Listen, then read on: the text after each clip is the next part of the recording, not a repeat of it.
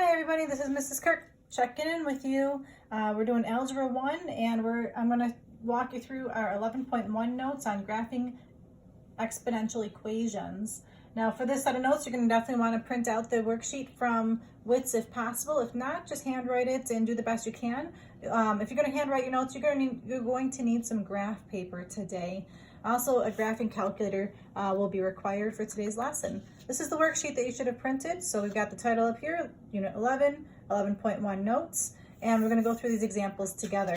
Exponential things are really cool, and in class, if I was with you, I'd probably spend a little more time covering this, but with this video, we're just going to do the best we can. So the first thing is to take a piece of paper. So pause, go ahead and find a piece of paper. Pause the video and find any scrap piece of paper you have. And then come back. All right, so here I am with my scrap piece of paper. I just have this little piece of just graph paper that I'm not going to be using for anything. So I'm going to use this piece of graph paper. And I want to fill in this chart with this graph paper. So depending on how many times I fold this paper, I want to write down how many layers thick my graph paper will be. So I'm not folding it at all, so you can see it's just one layer thick. So I'll put a 1 here. If I were to fold my paper one time, like let's say the hamburger style, so I'm making my crease nice here. I folded it one time, so I want to know how many layers thick is this scrap piece of paper. It's 2 layers thick. Now if I take that same piece of paper and I fold it again, I'm going to fold it in the opposite direction this time.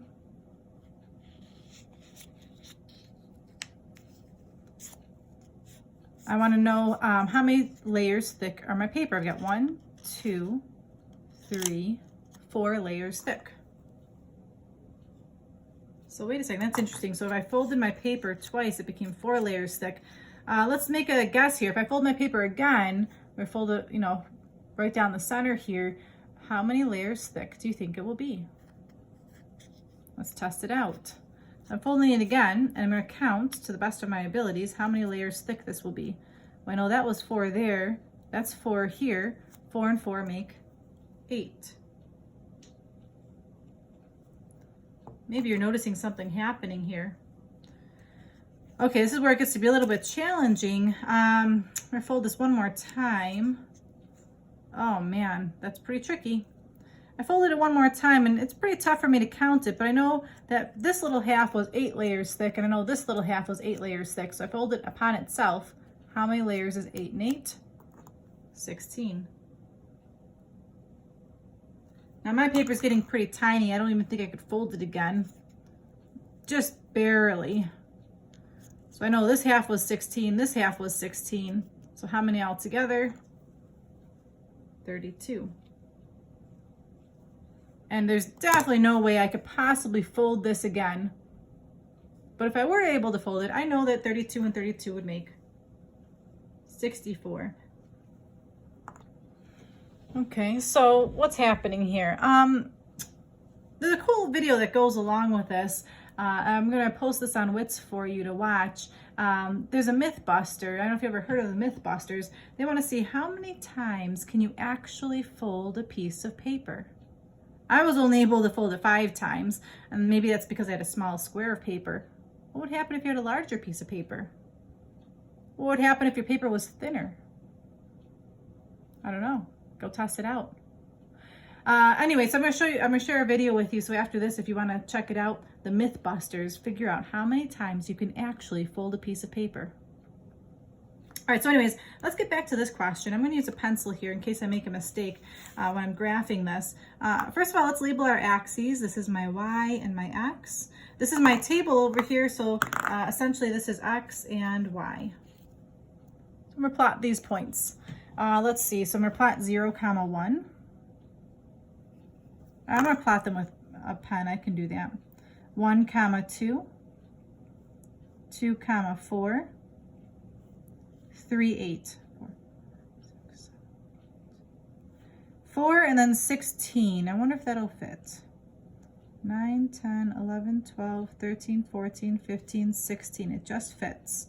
The next 2 I can't plot on my grid.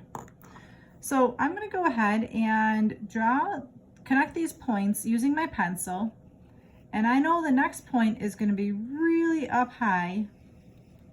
So I'm just going to kind of almost go right off the grid there. On the left-hand side, you want to connect or continue your your graph to the left, and do not go below the axes.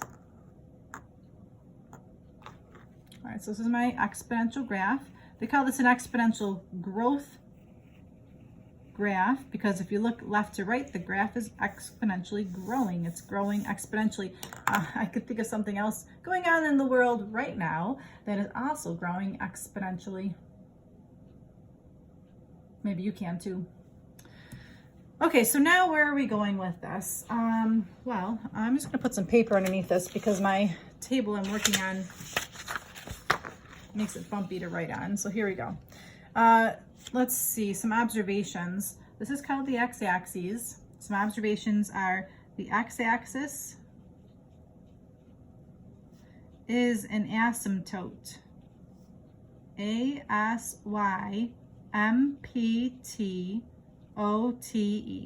The x-axis is an asymptote. What exactly is an asymptote? An asymptote is a line the graph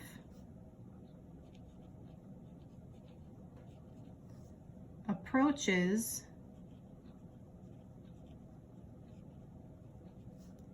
but never crosses or never touches. So in my picture, my graph got closer and closer to the x-axis, but it's never going to go below it. All right, so now we have some questions to answer based on this graph. What is the domain of this graph? As a recap, domain means left to right. So I want to know how far left and right this graph is going. Well, my graph seems to be going left forever. It seems to be going up and to the right forever. So if it goes forever in both directions, we call that all real numbers. So we can do the fancy R. The range, as a recap, range means how low the graph goes to how high the graph goes. Now this is where it gets to be tricky. My graph is never going to go below the x-axis. Never. It's going to get closer and closer to it. So because it gets closer and closer to it, an asymptote has a parentheses. So I want to know what this point is. This point is 0. That's as low as it's going to go. And how high does it go? There's an arrow, so it goes all the way up to infinity. And infinity always has a parentheses. We're practicing that interval notation. And again, maybe a star here. Use parentheses on the asymptote. So a little different than those parabola graphs that we just got done with. And then we want to know, is this called exponential growth or is this called exponential decay? Well, in this particular question, going left to right, it does look like it's growing exponentially. So this is growth. And there's actually a reason. This is an equation. I didn't write down the equation for this. I didn't give it to you. But the equation of this graph is y equals 2 to the x power. And I know it's going to be growth because the base is greater than 1. The base in this case is the number 2. See, 2 to the x. I also know it's growth because going left to right, the graph is growing exponentially. Okay, now this next example requires you to use your graphing calculators. So you might need to pause your video and grab your graphing calculator. I've got mine handy right here. I'm going to turn on my graphing calculator and I'm going to go to my y equals and type in this equation, parentheses, alpha y equals 1/2, close my parentheses, exponent x. We've been graphing a lot this year, so I hope that you're comfortable with your calculator at this point. Make sure you have parentheses around it, and I'm using that alpha y equals key. If you don't have that option, just use parentheses 1 divided by 2. And then close your parentheses, caret x. Now, if I want to look at the graph just to see what it looks like, I'm going to do zoom 6. Zoom 6. And I'm doing zoom 6 because earlier this week we I showed you how to manipulate your window, and doing a zoom 6 goes back to a normal 10 by 10 window like this. So this just shows me what the graph is going to look like, but I need a table of values. To get that table of values, I'm doing second graph. I'm going to copy down my table X and Y. Now, on my table, I get some fractions here. I can't really plot 1/16. That's a really small number. So I'm just going to get just scroll on my table until I see some numbers that, you know, look pretty decent to plot. Let's see, -4 and 16. I know that my grid does go that high, so I'm going to start with that number. Let's see what the next one was 32. I definitely know my grid doesn't go that high, so I'm not going to write that one down. So I'm going to start here with -4, 16, -3, 8, -2, 4, -1, 2, 0, 1, 1 and 0.5, and then 2 and then 0.25. And that's really as far as I can go. These decimals are just getting so small that it'd be silly to keep trying to plot them. All right, so let's plot those points. -4, and then all the way up to 16.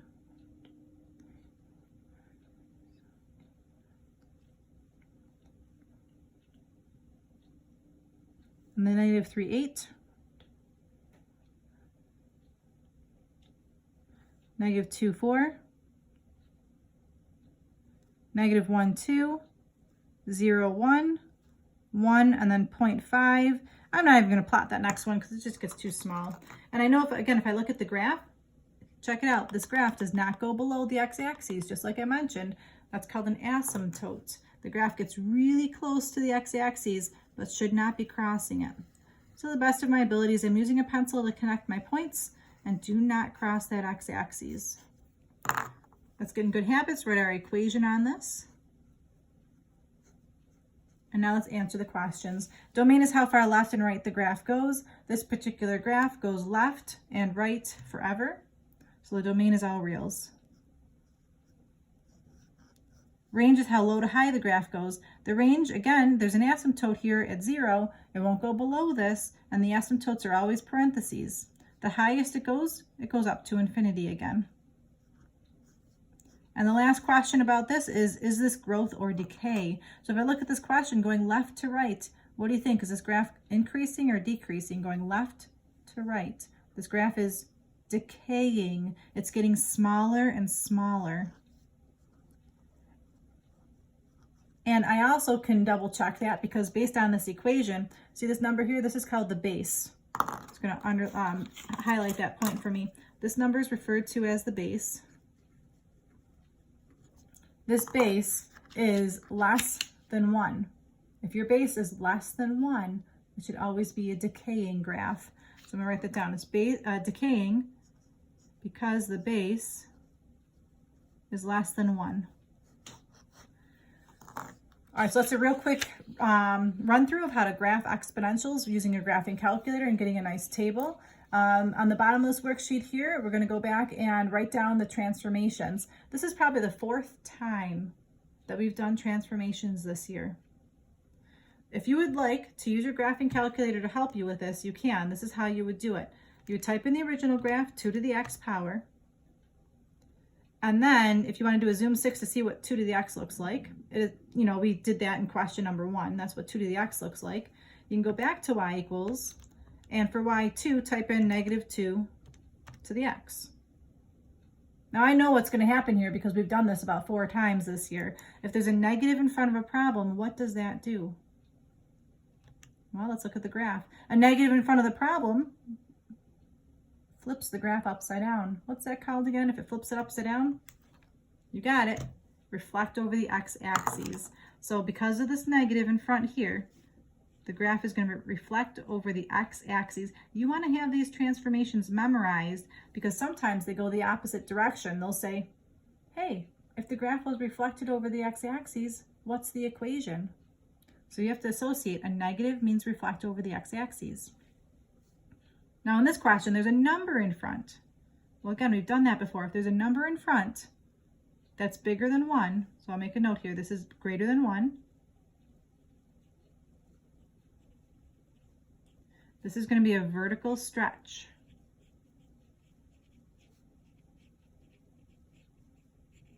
By 3. This one has a number in front, but this number is smaller than 1.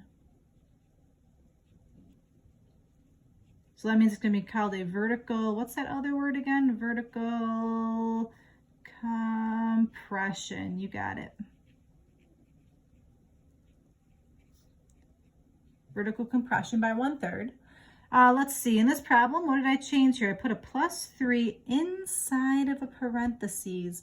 So let's go back. If you put a +3 inside of a parentheses, what does that do?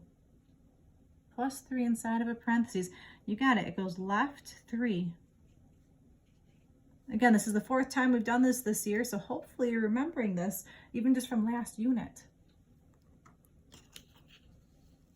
You can always test it on your graphing calculator to double check.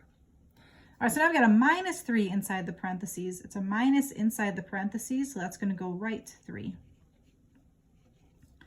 Then you've got a +3 at the end of the problem. You got it, up 3. And a -3 at the end of the problem, down 3. All right, so these are transformations that, again, this is the 4th time we've seen this. We've transformed absolute value graphs. Remember, those are the V graphs. We've transformed the square root graphs. We've transformed parabolas. And now we're transforming these graphs. This is the 4th time that you have seen this year. This is important stuff for Algebra 1. Memorize. You want to memorize these ideas, the ideas here. Okay, so if you get a negative, that's a reflection over the x-axis. If you see a number in front, it's going to be a vertical stretch or a vertical compression. If you see a number inside of a parentheses, it's going left or right. It's always opposite, right? And if you see a number outside the parentheses, it's moving up or down. Okay, so now that we know those are the basic transformations, let's go to question number 4. It says analyze this problem.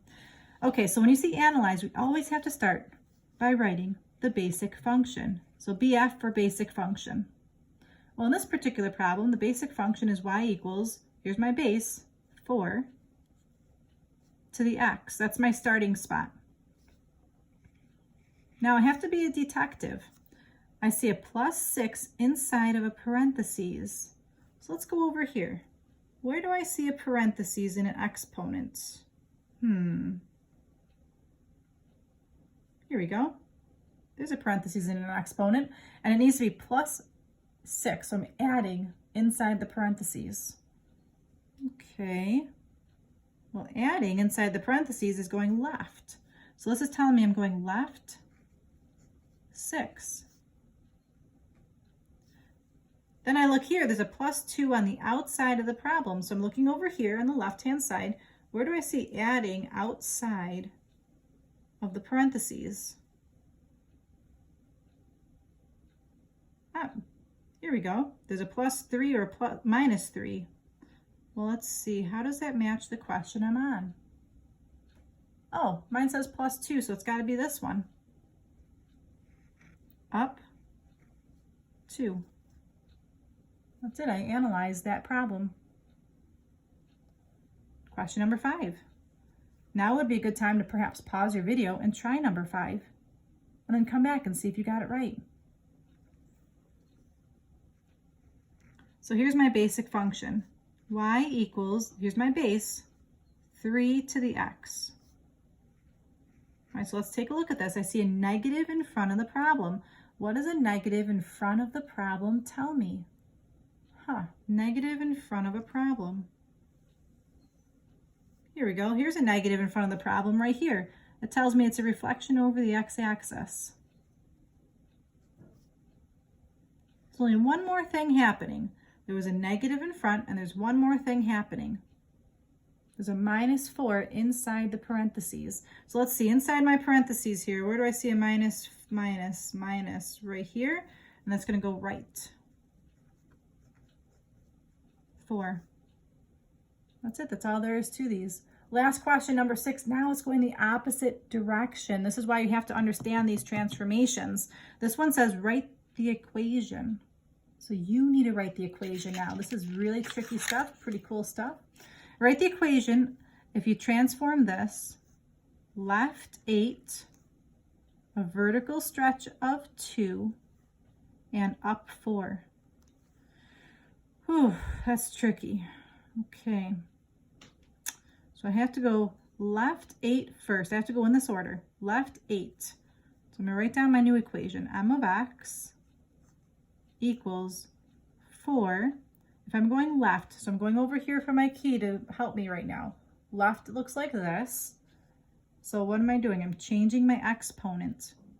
So it's going to be x plus 8 for my exponent. That means left 8. Then it's a vertical stretch of 2. Okay, what does a vertical stretch look like? Vertical stretch, you put a number in front of the problem. So then I put parentheses around this whole thing. Vertical stretch of 2, so put a 2 in front.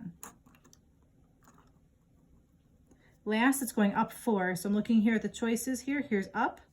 Up means you're just putting an adding at the end. So plus 4 at the end because it says up 4. That's my final equation. So you never know on the Regents exam what kinds of questions they're going to pose for you. But I do like to make sure that you definitely know how to write the equation. Thank you so much for taking your time to watch this video. I know it was kind of lengthy, 22 minutes. I appreciate your time. And I'm going to zoom out here. So maybe if you want to take a screenshot and make sure the top of your notes looks good. There's the top of my notes. Here are the bottom of my notes for today. And the homework today, again, I'm posting this on WITS for you, but the homework will be 11-1. It's a worksheet. There will be a worksheet posted, so just print that out and do it the best you can. If you don't have a printer at home, just have the document open and just answer questions on a piece of paper. It is really important that you practice these questions. Again, I'm trying to get you ready for that Regents exam whenever we do end up taking it. Thank you, everybody. This is Mrs. Kirk signing out. Have a great day.